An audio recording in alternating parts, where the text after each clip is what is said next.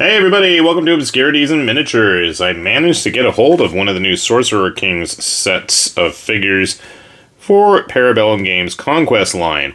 I've been interested in these guys, and I'm not 100% sure I'm sold on their paint scheme, but, well, this dude looked kind of cool, I thought. I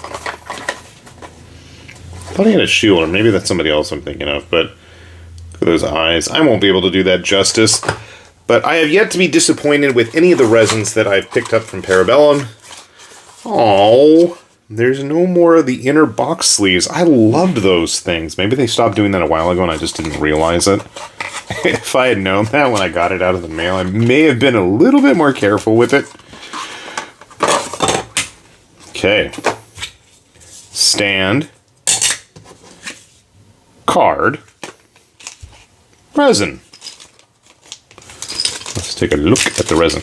Now, be that as it may, and I be wild, swinging, tossing packages here and there when I probably shouldn't be, the customer service with Parabellum has been excellent. I've had a few missing pieces over the years so far since the game has started, and I have gotten replacements, spares, what have you, really, really quickly. So, if for any reason you have any issues, doesn't look like I do.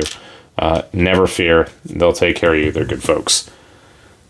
It's a bit of cleanup I'm going to need to do on his hand here. Personally, I kind of like cleaning them up like that. Sometimes when they're just too nice, it like takes all the joy out of, prepping them. I say that and then like I'm horrible about cleaning up any of the 3D printed stuff I do. So, I don't know. That's a bit hypocritical, but anyways, looks to be about a decent size compared to the typical Conquest figure. Wadroon tend to be kind of large. But our friend here, the Sardar, looks like he's going to be able to hold his own okay.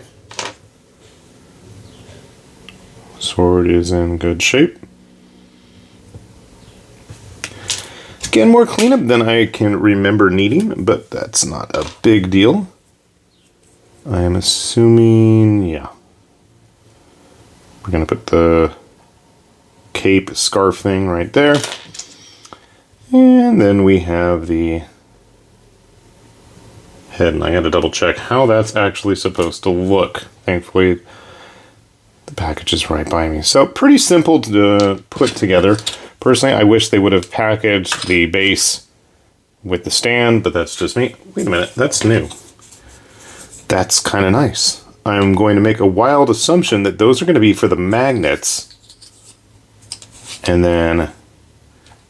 Ooh, that is kind of nice. And I don't think that was how they used to be. So that is kind of new for me. And that's kind of nice to see as well. So, big thumbs up to Parabellum for that. So give me a sec, I'll put them together, we'll grab some other Conquest guys, and we'll see how they all look together. So, sit tight. And voila! We've got our Sardar glued together, but that really shouldn't come as much of a surprise because it's not like it's Malifaux levels of stress and anxiety inducing work. I have had the worst time remembering this guy's name because I keep calling him the Sardar, which is the wrong IP franchise. Much like how some people's thoughts are constantly turning to Rome, mine are constantly turning to Arrakis and all the great houses that were present on it. Why? I don't know. I blame the movies. Maybe read the books again. Anyway, it's a really nice looking model. Again, I've had no real complaint with any of the resins. I see now some spots there I think I need to clean. I'm not 100% sure.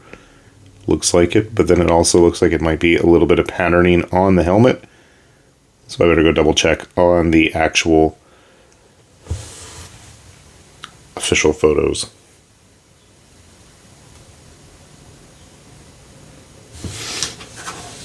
One thing that always needs to be said with Conquest as the game continues to grow and diversify its ranges of armies, these models are a little bit bigger than your typical standard fantasy figures. And when I say typical standard fantasy figures, grabbing the usual, like, Reaper model, Or a WizKids model, which I'm desperately searching for, and I don't know where I put it. I'm like, never mind WizKids. Here's one everybody knows. A good old typical GW human. So you can see there's definitely some extra bulk, extra size going on with our Sardar there. This is typical of the Conquest models. You know, if you're going to mix and match into your own homebrewed rule set or whatever, it could be an issue. Like if I was thinking, my first thought was get some of the Fireforge Arabian and Arabic infantry that I've got somewhere that I couldn't find naturally when I wanted to film this, and see how they all look. Those guys tend to be a lot more historical scale, and you can see some big differences. Neither of these are Fireforged, nor Arab-looking soldiers, but again, you get just the impression, and you can see that there is going to be a definite size difference, but, you know, for a hero-type model, that might not necessarily be a bad thing. I haven't had a chance to pick up any of the plastic kits yet, but rest assured, if I can find them for a good price, I will absolutely get some, unless, you know, Parabellum wants to send me some. I mean, I'm not going to object to that. And before I forget to mention, while we have these new troop stands with the magnetic spots already pre-designed, which I thought was a really nice touch, I forgot to mention that the Sardar's base is actually as well got that little blip in it there.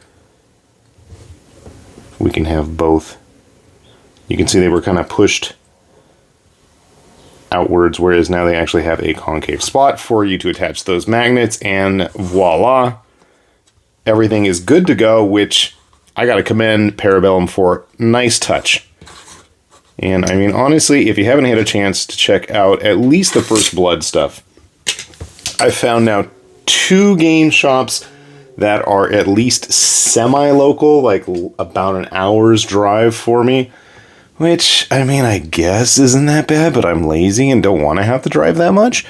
That do run First Blood demos. And like I've said in quite a few of these videos, I've got painted factions, you know, skirmish factions for just about every single army at this point. And, I mean, just the variety. We've got the Wadroon with their very orcish vibes. We've got the 100 Kingdoms with their typical men-at-arms and loyal subject types. And we've got the Old Dominion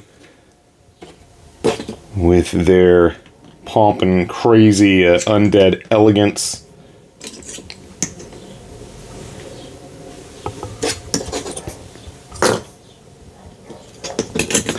We got the Nords, which is kind of an anything-goes type army. We've got the city-states with their whole high-tech Greek cybernetics. I mean, there's a lot of different stuff happening, and even within each faction, you've got all kinds of interesting things. And also another added bonus is, at this size of figure, they mesh quite nicely with Kingdom Death stuff. And I just want a good excuse to have that generic knight, and, you know, the Kingdom Death guys aren't very common compared to the ladies. I thought this guy is a nice fully dressed male model. I can't remember his name either, but he's got a very similar, it's like a Talwar or something, some made-up scimitar type thing. But, yeah, they might become traveling compatriots in my next warband for, maybe 5 Leagues of the Borderland. There you go, my friend. So, since he's fallen over, that is a good excuse to grab him, get him primed, and get him started painting. And if you want to see how he turns out, you can check out the videos that we post every Monday with our weekly painting progress. And I can pretty much guarantee, unless I'm outside of the country or deathly sick or just plain lazy, they go up on a very regular basis and have for the last, I don't know how many years now. So you might want to check those out if you want to see my pour paint jobs for Parabellum's Conquest models. And if you haven't had a chance, besides checking out that stuff, you can find the rules for free on their site, which obviously we have a link to down below. So, with that said then, this has been High Lord Tamberlane with Obscurities and Miniatures, saying thanks for watching, and we will see you back here soon. Bye-bye.